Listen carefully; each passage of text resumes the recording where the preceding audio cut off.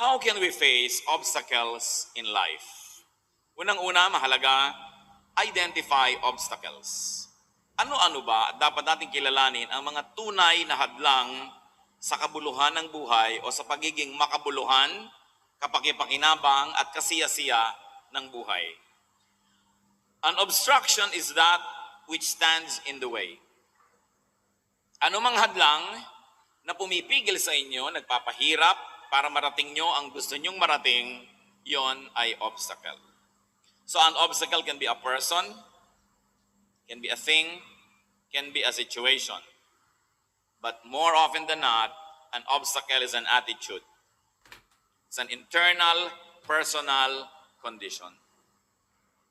Ang mga hadlang sa buhay natin, maaaring yan ay tao. Hinahadlangan ka ng magulang mong pakasalan halimbawa ang iyong minamahal o hadlang. Hinahadlangan ka ng taong ito na pumunta doon sa lugar na yon.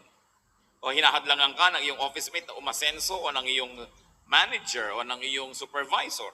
Maraming hadlang na tao. Pwede ka rin hadlangan ng bagay.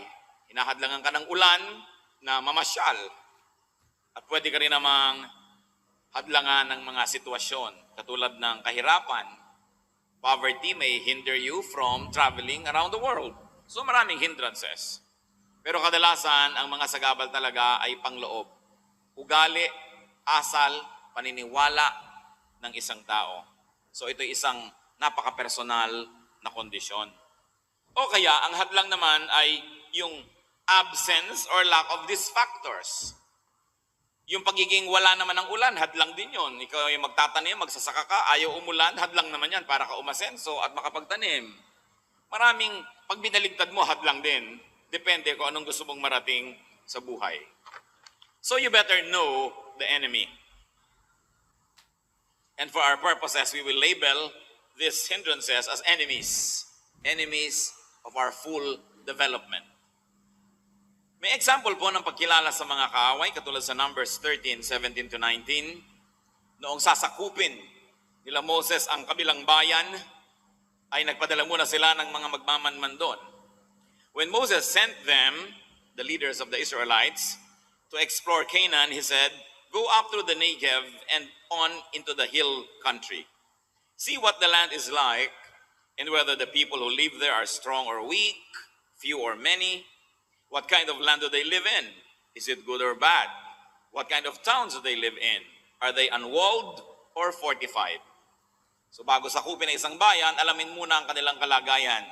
So dapat kilalanin ang kalaban. At kung ituturing natin kalaban yung mga hindrances sa ating buhay, kilalanin yon. Identify real objects from just parts of the scenery. Kung minsan naman, hindi naman talaga obstacle tong taong to, akala mo lang pala, hindi mo lang naintindihan. Yung pala ang makakatulong sa'yo kung minsan. Hindi naman pala obstacle yung ulan o yung tag-araw o yung taglamig. Hindi naman obstacle na mahirap ka. Yung pa pala ang pagmumula ng iyong lakas. So kailangan kilalanin mo muna bago mo tawagin na obstacle. Ask God to make you see obstacles clearly. Because sometimes with godly eyes and with the revelation coming from the Spirit of God, you will realize that something is a very beautiful tool and not really an obstacle. Kaya sabi sa Psalm 5:8, "Lead me, O Lord." Kayong manguna. Turuan niyo ako mag-isip, turuan niyo akong sumuri ng aking kalagayan. 2 Kings 6:17, and Elisha prayed, "O Lord, open his eyes so he may see." Then the Lord opened the servant's eyes, and he looked and saw. In other words, mayroong mga bagay na dapat makita, pero hindi nakikita ng lahat. Ipinanalangin pa ng propeta yung katulong niyang lalaki para makita ang dapat makita, at nakita nga. Kailangan natin ang tulong ng Diyos para makilala natin kung anong tunay na obstacle at ano ang hindi.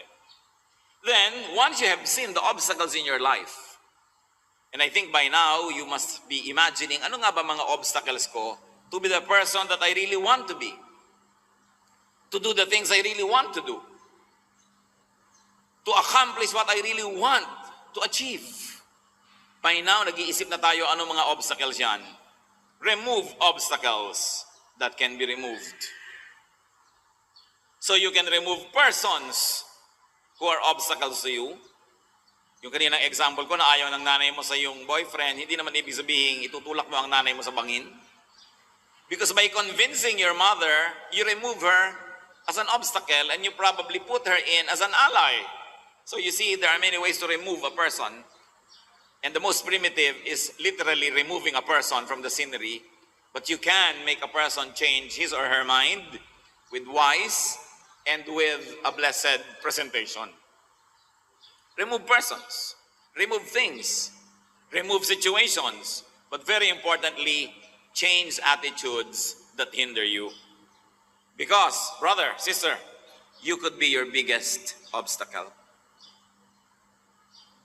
Merong mga tao, ang tagal-tagal nang gusto maging singer, ba't hindi kayo kumakanta? Nahihiya po ako, wala tayong magagawa kung puro kahiya ang gagawin mo sa buhay, kakamatayan mo na yan. Gusto kong maging ganon, pero baka hindi ko po magawa. Mostly, tayo po ay nalilimitahan ng mga bakod na tayo din ang naglalagay.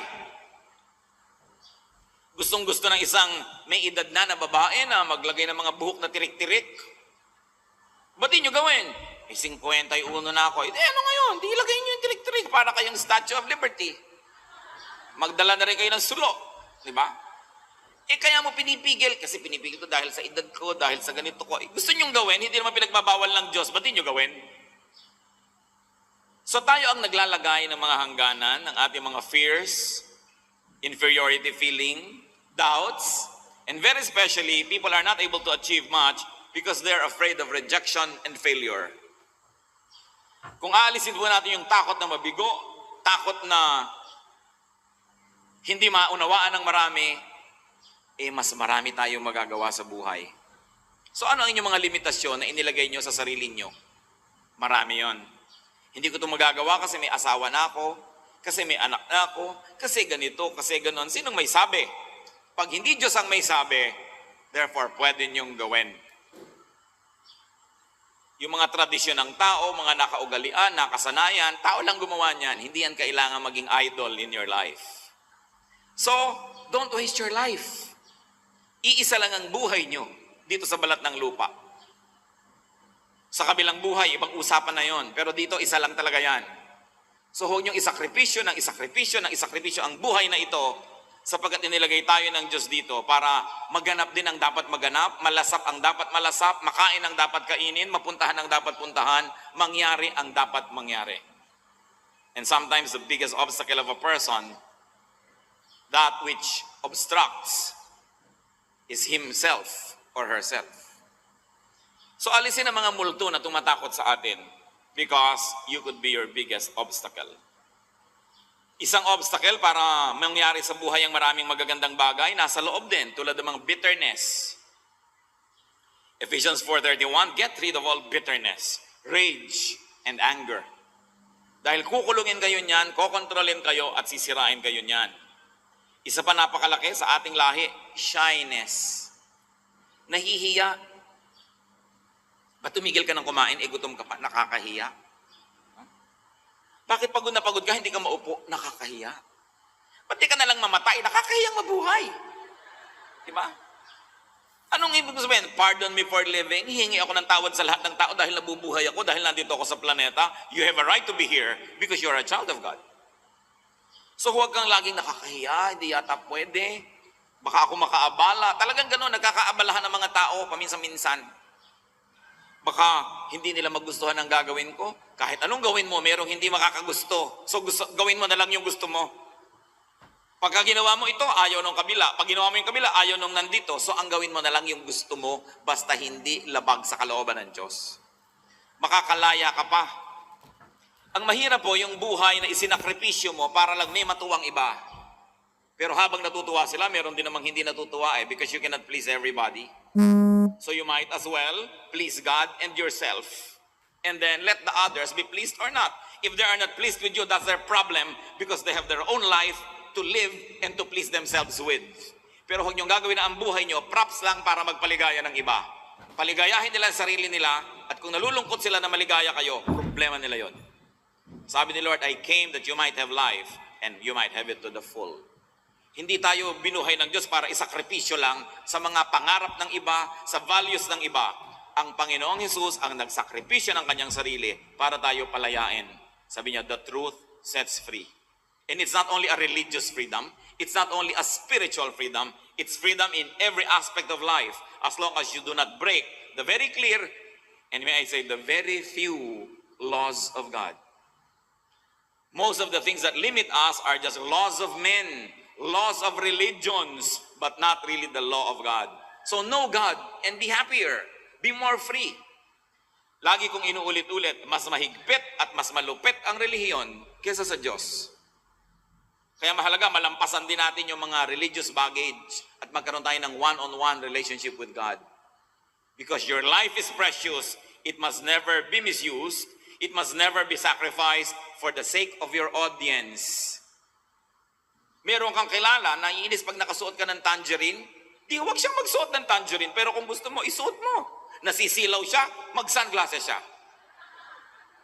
Hindi pwede na, naku, may ma-offend, may ma-offend. Alam nyo, kahit anong gawin nyo, magpakabanal-banal kayo, may ma-offend pa rin.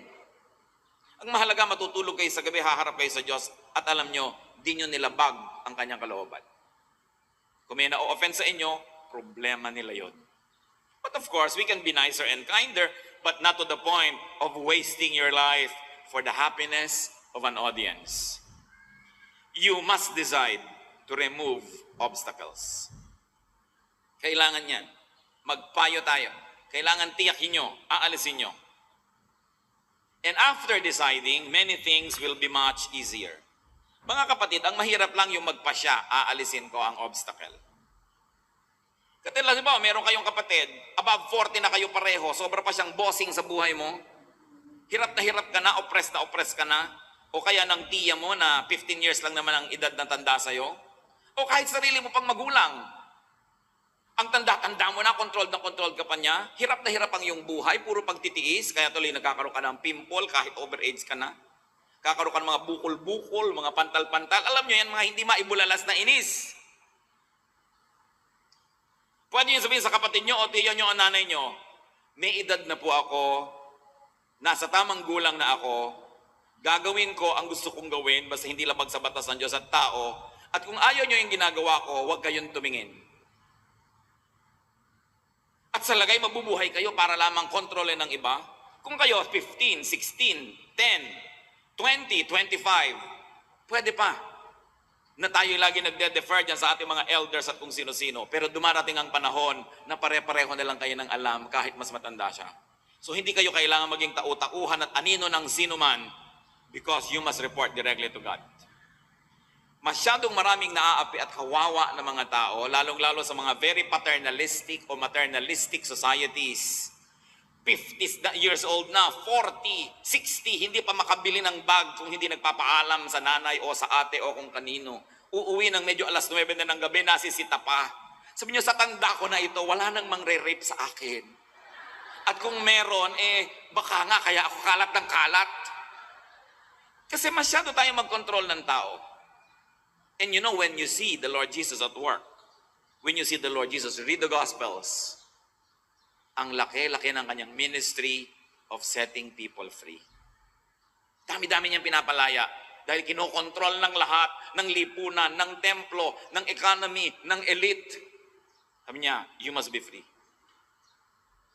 Sa palagay niyo, bakit sinabi niya doon sa mayaman na lalaking gustong sumunod sa kanya?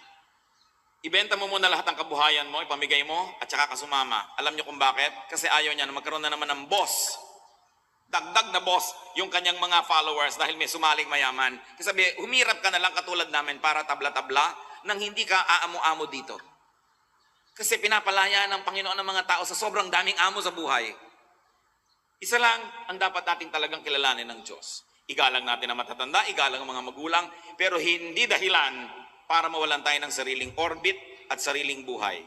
At kung meron kayong ganong tiya, ganong kapatid, ganong kamag-anak, minsan lang sabihin nyo, pinapalaya ko na ang sarili ko sa pagdidikta mo, ate. Yung talagang nanginginig ang mga laman-laman dyan. Matatanda na tayo pareho, mabubuhay ako ng gusto ko. At kung ayaw mo, pasensya ka. Lalaya na kayo. Pero kung hindi nyo sasabihin yon, pues, maging sunod-sunuran kayo hanggang kayo maging bangkay. It's your choice. But I'm telling you, it's not bad to do that. Sapagkat ang buhay sacred, hindi dapat props ng iba. Live your life. That is your legacy from the sacrificial work of Jesus to set us free.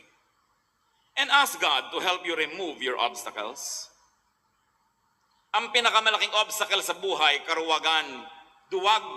Duwag kang magsalita, duwag kang magpahayag, duwag kang kumibo. Kaya nayoyorak-yorakan ang iyong mga karapatan, nayoyorak-yorakan ang sarili mo, hindi ka kasi kumikibo. Water follows the path of least resistance. Kaya kung magre-resist kayo, hahanap yung iba ng maaapi. Pero kung hindi kayo tumatanggi, ba't pa sila magpapago? Dahil pumapayag naman kayo. So Isaiah 57:14 says, and it will be said, build up, prepare the road, remove the obstacles out of the way of my people. Yung sinasabi ng Panginoon, alisin ang mga sagabal. So you remove your obstacles and also ask God to remove your obstacles. So partnership with God. But you must be willing to do your part. Huwag kang magsasabing, Diyos ko, paghimalaan niyo po ang tiya ko, ang nanay ko, ang sino man. No, you've got to do your part. Hebrews 12:1, let us throw off everything that hinders. Bitawan, pawalan ang mga nagpapahirap at sumasagabal. And very importantly, if you want to have more power in life, make peace with God. Because if you are at peace with God, God is your ally. Isaiah 27 verse 5, let them make peace with me. Yes, let them make peace with me. Ang sabi ng Panginoon. Isaiah 57:13-14, but the man who makes me his refuge will inherit the land and possess my holy mountain. And it will be said, build up, prepare the road, remove the obstacles out of the way of my people. So ang gusto nating bigyan ng pansin, yung kumakanlong sa Panginoon ay pagpapalain. So humingi tayo sa Kanya ng kakayahan at pagkatapos gawin din natin yung dapat nating gawin. What else do you do with obstacles? Surmount or overcome your obstacles. May nakasagabal na bundok, hindi mo maalis-alis, akyatin mo. If you could not remove a mountain, climb, overcome, and conquer it. Nandiyan kasi eh. Ignorance or lack of skill or knowledge, conditions that can be changed and improved, must be faced. Napakahalaga. Yung iba, ano lang yung kanilang obstacle? Hindi sila makapagsalita ng tamang Ingles. Halimbawa, obstacle na nila yan 10 years ago, obstacle pa nila yan 5 years ago, obstacle nila yan today, at siguradong 5 years from now, obstacle pa nila. Kasi wala naman silang ginagawa para lutasin. So, akyatin mo yung bundok na yon. Gusto mo pala makapagsalita ng tamang Ingles o tamang Cebuano o tamang Tagalog, pag-aralan mo yung grammar. Invest time, invest effort. After a while, naakyat mo na yung bundok na yan, tapos na. Marami tayong problema 20 years ago, 10 years ago, problema ngayon, and up to 20 years from now, problema pa rin. Kasi wala naman talaga tayong ginagawa para lutasin yon. So, gawin ang dapat gawin. Fight your fight and win your war. 2 Timothy 4:7, I have fought the good fight. It was a spiritual battle that is referring to, but nevertheless, fight your fight. But prepare yourself. 1 Peter 1:13, therefore prepare your minds for action and be self-controlled. And I like to repeat, make and be at peace with God. Pagka kayo ay nasa panig ng Panginoon, sino naman ang makakayanig sa inyo? Romans 8:31, if God is for us, who can be against us?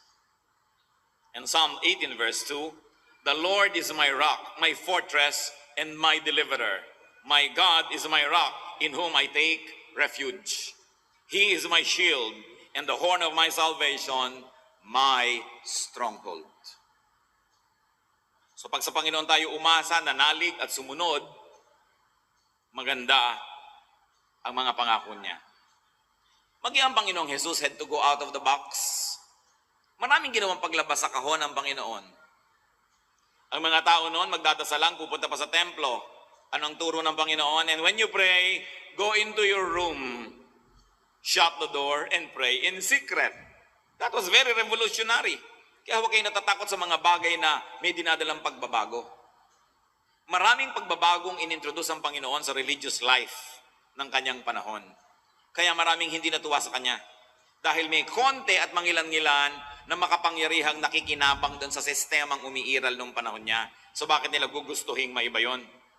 Siyempre, yung mga makapangyarihan at mga boss at mga nasusunod, ayaw niya ng pagbabago.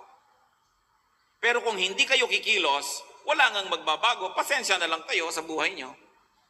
Kailangan ng tao, tapang-tapangan ang loob. At kailangan ng tao, marunong magsalita. Mga kapatid, hindi ko alam ang isa-isa niyong kalagayan, pero itong isang natitiyak ko, ang dami niyong problema, lalo problema sa inyong kamag-anak, sa inyong asawa siguro, problema sa mga kasama niyo sa trabaho, sa inyong malalapit na mga tao sa buhay niyo, problema kasi hindi kayo nagsasalita. Sinasarili niyo ang mga sama niyo ng loob, hindi niyo ipinapahayag ang inyong mga damdamin at ang inyong mga pagtutol. I'm telling you, the worst that can happen if you spoke up your mind is for you to be rejected. And what is rejection added to your already sorrowful life? But you can speak up. Gaano karaming mag-asawa ang hindi na talaga lubos na nasisiyahan sa kanilang pagsasamang personal? Ang dami, pero walang nagsasalita. Sinasarili na lang, dinidibdib na lang, at dinadaan sa buntong hininga at pababagsak-bagsak na mga plato sa lababo. Ba't di nyo sabihin? Kumibo kayo, kaya tayo binigyan ng bibig para kumibo. Kaya para magsalita. Basta't ang pagsasalita natin ay magalang, isinasaalang-alang yung timing, no? Pero kailangan kayo magsalita dahil walang magsasalita para sa inyo. Ang marapat sigurong masuri at ma-appreciate ng maraming tao ay hindi tayo nilikha ng Diyos para ipaapi sa iba. At hindi rin tayo nilikha para mang-api. So kailangan marunong ka rin na gumalang sa iba, pero kailangan hingin mo rin na igalang kanila. Magsalita kayo. Ang dami-daming frustration ng mga Pilipino sa kanilang mga kamag-anak, hindi masabi. Magsalita kayo, magpakatapang kayo. Ba't yung iba kailangan pa maglasing para magsalita? You know ba? Why? Because we were not trained to speak our minds out. Ang bata-bata mo pa, huwag kang sasagot. Huwag kang kikibo. Hindi magandang training yan. Hayaan nyo magsalita, basta magalang. At kung sila ay under your care because you are the parent, mga anak na nagsalita, hindi sila sang-ayon sa inyong policy, na ipahayag nila at na ipaliwanag, hindi pa rin kayo convinced, well, the authority rests with the parents. So you say, well, I have heard your point, but still, itong gagawin natin, pagtanda mo, ma-appreciate mo itong pinapagawa ko sa'yo.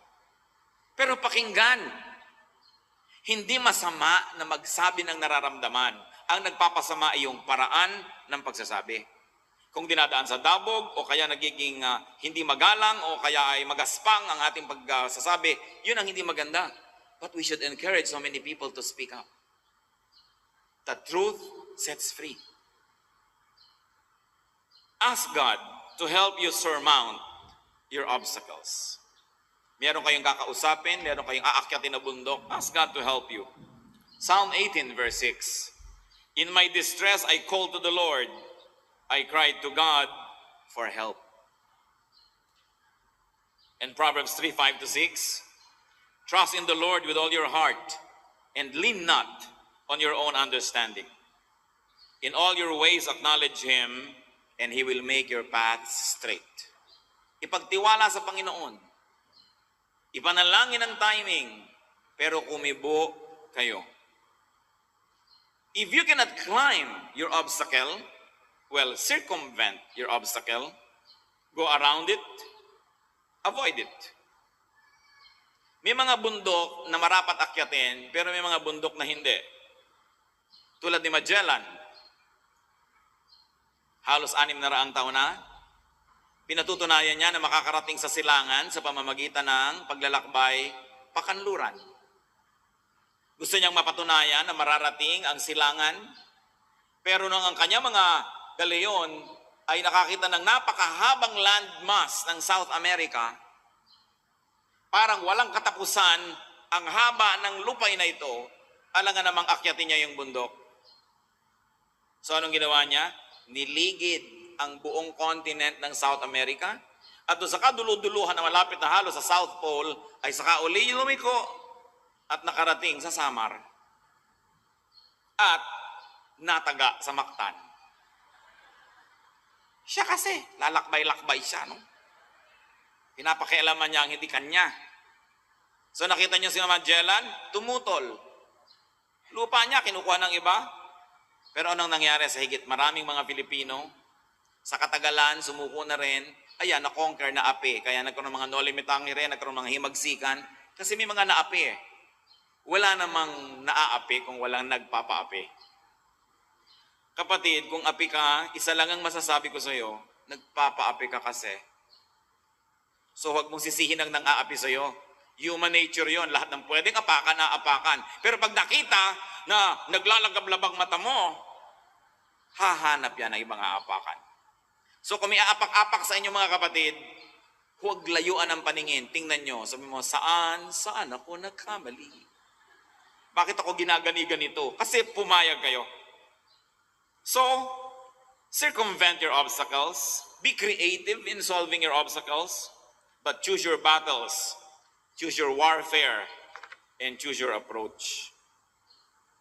Sa Luke 14:31-32, sinasabi, bago makidigma ang isang hari, pinag-aaralan niya muna, at kung siya'y matatalo, hindi na lang siya nakikidigma, nakikipag-peace na lang siya. May sense. Most obstacles can be surmounted. Akala nyo yung mahirap kausapin na tao, isang kausap lang pala, natapos ang problem nyo. Ang tagal nyo pa nagtiis. Sa atin naman po kasi mga Pilipino, sapagkat malalaki ang ating puso at pangunawa, halos lahat nakukuha sa usapan. So, makipag-usap kayo. Gawin nyo ang magagawa. Situations can be changed. There are only very few situations that cannot be changed. So accept them. But change most of the situation you're not happy with. Do not be a disabled person. Be other-abled. Alam mo, may problema kayo sa height. Siyempre, huwag na kayo sumali sa beauty contest. Hindi kayo mananalo. Huwag na nyo nang piliin na maging stewardess. Pwede kayong humanap ng ibang trabaho, ng ibang karir, na magiging asset ninyo yung what many think as a liability. Tingnan niyo po si David. Teenager, nagpa siyang labanan si Goliath, fully armored ang laki-laking tao, dahil walang lumalaban sa kanilang mga hukbo, na insulto na ng gusto si David para sa Diyos ng Israel at lalabanan niya. Sapagkat ang laki-laki nung si Goliath at nakabihis pa ng mga bakal na armor, ang bibigat ng mga sibat, mayroon pang mga shields, ginawa ng hari ng Israel, ibinigay kay David ang kanyang shield, ang kanyang sword, ang kanyang lahat. At nung isukat ni David, sabi niya, nako, bibigat lang ako. At ano po ang ginawa niya? Binitawan niya yung mga high-tech weapons of his time.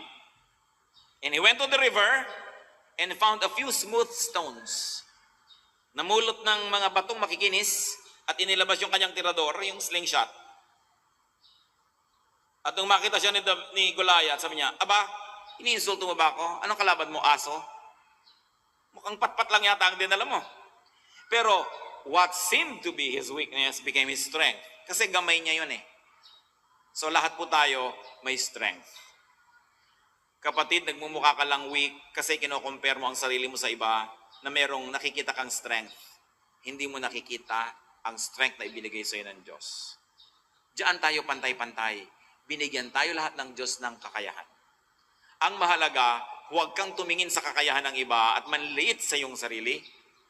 Kundi tingnan mo kung anong mabuting ibinigay sa iyo ng Diyos at yun ang i-cultivate mo. Lumagay ka lang sa tamang lugar, mamumulaklak ka. Kung cactus ka, huwag ka sa tubigan. Kung water lily ka, huwag ka sa disyerto. Kung ikaw ay waling-waling, huwag ka doon sa arawan. Ikaw ay bougainvillea, huwag ka sa lilim. Lumagay ka lang sa lugar, makikita mo ang magagandang bagay na ibinigay sa ng Diyos. Pero bakit hindi tayo makalagay sa lugar? Kasi nadadaya tayo ng media, kinokopya natin lahat yung model. Alam niyo yung mga model at yung mga lalaki na mga katawan na ganyan, mga 3 araw na hindi kumakain yung pag magpipictorial para lumubog yung mga taba-taba nila. Pero yan ay halos himatayin na sa uhaw. Yung nakikita nyo ang gagandang mga mukha, isang tambak na mga eskayola ang inilalagay dyan, mga masilya, mga kung ano-ano. Hindi talaga sila ganyan sa totoong buhay. Kopya tayo ng kopya ng mga model ng media, mga icon. Hindi naman sila mga ganun talaga. Anong sabi ni Cindy Crawford? When I'm at home, I don't look like Cindy Crawford. Sinabi niya. So napapalitan ng itsura, napapalitan ng maraming bagay. Piliin nyo kung anong pwedeng palitan at yung hindi talaga tanggapin nyo ng buong puso kasi magreklamo kayo sa buhay. Because that can be your uniqueness. Napapaganda ang tao. Lalo't kung may pampaganda ka, kasalanan na ngayong hindi maging maganda. Dahil nababago ang lahat. Tingnan nyo ang mga litrato ni Oprah Winfrey mga 10 years ago. Parang bagong baba sa puno. Diba? Pero tingnan nyo ngayon, with a little retouch, ganun pala nangyayari. So kung gusto nyo huwag kayong magmukhang bagong baba sa puno, gumawa kayo ng paraan. Huwag lang kayong mangarap at humanga sa iba. Do something. Reverse the force of your obstacles. Ang mahuhusay na kapitan ng barko, nakakaibigan at nagagamit ang anumang uri ng hangin. An able ship captain can put even the fiercest wind to good use. Therefore, engineer the forces around you to your advantage. Huwag kang magmukmuk lagi. Even bacteria can be made friendly when used for inoculation. Nakita niyo yung mga mikrobyo? Kumukuha sila ng konti-konti. Yan ay tinuturok sa inyo yung mga anti-tetanus. Actually, tetanus yung tinuturok sa inyo. Anti-TB, TB yung itinuturok sa inyo. Anti-venom, venom yung itinuturok sa inyo. Pero konti lang. Kasi kaya nyo talunin, nagiging kaibigan nyo. Ano mang bagay na mukhang kaaway, pwedeng maging kaibigan. Turn every disadvantage to an advantage. Just like the best way to beat an enemy is to turn him into a friend. So look at your situation and see what advantages you could have. Through reversing his attitude, even the Apostle Paul turned his thorn in the flesh into a blessing. Interestingly, ito pong si Paul ay merong sinasabing thorn in the flesh. Meron siyang tinik na nakatarak sa kanyang laman na pag gumagalaw siya ay masakit, nararamdaman niya. At hindi ito physical. Ibig sabihin, merong isang obstacle, isang discomfort, isang bagay na kung ilang beses na niyang idinasal sa Panginoong tanggalin pero hindi tinanggal. 2 Corinthians 12:7-9, to keep me from becoming conceited because of the surpassing great revelations, there was given me a thorn in my flesh, a messenger of Satan to torment me. 3 times I pleaded with the Lord to take it away from me. But he said to me, my grace is sufficient for you, for my power is made perfect in weakness. Therefore, I will boast all the more gladly about my weaknesses, so that Christ's power may rest in me. Ang galing po kasi ni Paul linguist, very well educated, cultured. He belonged to the upper class of the society of his time. Sabi niya, tinanggap ko na itong kapintasan o discomfort or hirap na ito at inaari ko ito na inilagay ng Diyos para pigilin akong maging mayabang. Ano po ang gagawin ninyo, kapatid, kung kayo ay 6-footer, halimbawa 4'11 kayo ngayon o 5'2", anong gagawin nyo kung 6-footer kayo? O mga kababaihan, kung halimbawa kayo 36, 24, 36, ano kaya ang gagawin nyo sa buhay? Meron pa nga akong kilala, tatadang peklat ang kanyang katawan. Sabi niya, alam mo, kung hindi lang pang night swimming ang kutis ko, ipaghahampasan ko ang legs ko sa 4 na sulok ng mundo. Pero wala akong magawa dahil eto to So it keeps me humble. Kung isipin po natin na meron tayong sa tingin natin ay kakulangan o kapintasan, ano kaya ang nangyari sa atin kung wala yon doon? Kung ano kaya't lahat ng gusto natin sa buhay na kamit natin, ano kayang uri ng ugali ang lalabas? So, even seeming thorns in the flesh can be read, interpreted, and used as blessings. Ang napansin ko po mga kapatid, sa tinagal-tagal na ng pakikisalamuha at pakikitungo sa isang katerabang mga tao, ang mahalaga, meron kang malusog na pagtanggap sa iyong sarili. Tinatanggap mo yung mga bahagi ng pagkatao mong hindi na mababago pa. Halimbawa, ang korte ng iyong panga, bagamat nababago-bago na rin yan ngayon, nilalagari, kung ano ang ginagawa, no? So, pero kung talagang ganun yun at hindi ka na makakapagsalita kung lalagariin pa yon, tanggapin mo na ganun ang panga mo. Dahil marami ka pa namang ibang bagay na pwedeng ikagalak tungkol sa iyong sarili. Halimbawa, ang ganda-ganda ng iyong atay, bagamat konti lang nakakakita nun. Sabi mo, alam mo, ang ganda-ganda ng atay ko, sabi ng ultrasound. Ilagay mo sa litrato mo, sa ibabaw ng piano, yung atay mo. Marami ka pang asset. Sasaya tayo kung matututunan nating tanggapin at mahalin kung ano tayo. Bagamat baguhin ang pwedeng baguhin, pero meron talagang hindi eh. Talagang naubos na ang gamot sa lahat ng butika at beauty parlor, kinky pa rin yung buhok mo, tanggapin mo na. Diba? Gumawa ka na lang ng style na bagay.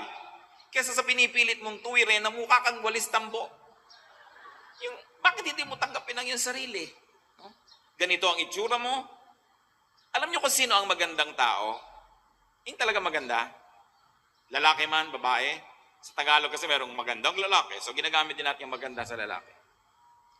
Hindi yung ganito ang itsura, ganito ang kilay, ganito ang tenga. Hindi eh. Yung magandang tao, yung tanggap niya kung sino siya, at hindi niya ikinahihiya yun, at binabalandra niya yung sarili niya kung saan na may confidence, hindi yabang, confidence, ang laki ng ginaganda ng ganong tao. Pero yung halos magkadapa-dapa para mag-high heels, para lang tumaas, kumisan, lalo pang sumasagwa ang kalagayan niya. Kaya, ang Diyos naman walang ginagawang pangit. Nagmumukha lang tayong pangit pag ino-compare sa ideals ng advertising. Pero, kaya mahalaga yung pananaw sa sarili. This inferiority feeling, this feeling of inadequacy. There was one very, very, very beautiful actress na nung tanungin siya kung anong insecurity niya, alam niyo sabi niya, physical pa rin yung insecurity niya. Kulang pa rin ang kanyang mga vital statistics. Nobody is ever contented. So keep improving. But while you are in this situation right now, fall in love with yourself. Hindi masama yun. Because charity begins at home. Kailangan ipinoproject mo yung mga strong points mo at tanggapin mo that you cannot be strong in every aspect of life. Turn every weakness into a strength. Turn every liability into an asset. And very especially, you want to surmount, you want to overcome your obstacles, live in God's favor. And every curse that is released unto you can become a blessing. Nangyari na yan sa buhay nila Balaam. May nagbabayad sa kanya na sumpain ng Israel, pero dahil pinagpapala ng Diyos ang Israel, kahit niya padala ng sumpa ang dumadating sa Israel, pagpapala. Pag gusto kayong pagpalain ng Diyos, sino ang makakapigil? Kaya ang unahin, makipagmabutihan sa Diyos. And then flow with spiritual law. Make peace and live in peace with God. 1 Samuel 14:6. Nothing can hinder the Lord from saving, whether by many or by few. Walang nakakapigil sa Diyos. Gusto kanyang iligtas, konti o marami ang iyong hukbo, ililigtas kanya. Pati ang kabutihan ng lalaki sa kanyang asawang babae, may kinalaman sa malalalim na bagay. 1 Peter 3:7, Husbands, in the same way be considerate as you live with your wives, and treat them with respect as the weaker partner, and as heirs with you of the gracious gift of life, so that nothing can hinder your prayers. So sabi, mga lalaki, maging mabuti kayo sa inyong mga asawa at nang walang hadlang sa dasal nyo. Kita nyo na, baka kami sa nahahadlang-hadlangan ng mga dasal, hindi pala ganun kabuti sa asawa. May kinalaman. Kasi kung mabuti ka sa iyong asawa, natutuwa sa iyo ang Diyos, sino ngayon ang haharang sa iyong mga dasal?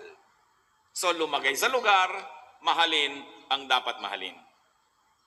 And as we have already mentioned, live with what's there.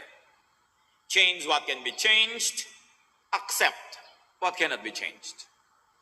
Napakaganda ng example ng Panginoong Jesus na siya ay nananalangin at iniisip niya ang lahat na mangyayari sa krus ng Kalbaryo.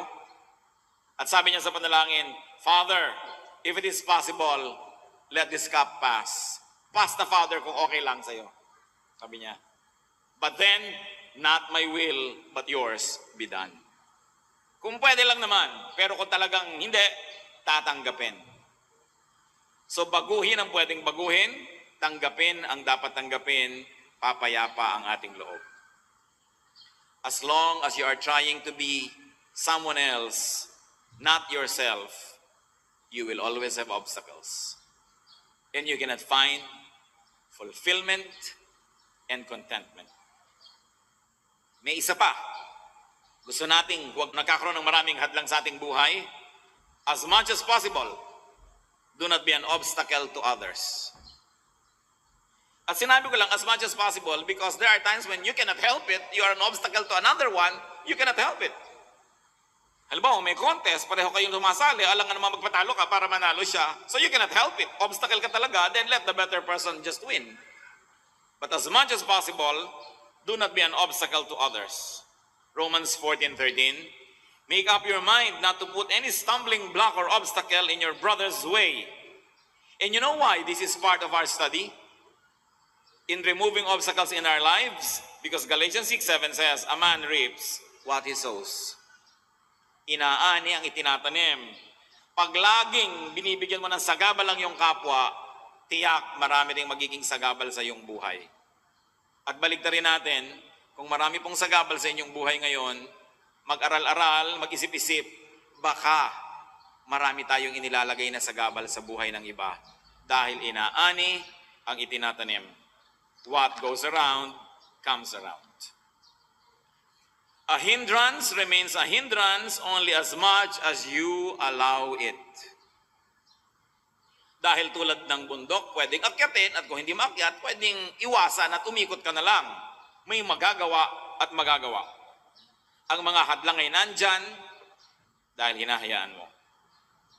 Romans 16:17, I urge you, brothers, to watch out for those who cause divisions and put obstacles in your way that are contrary to the teaching you have learned.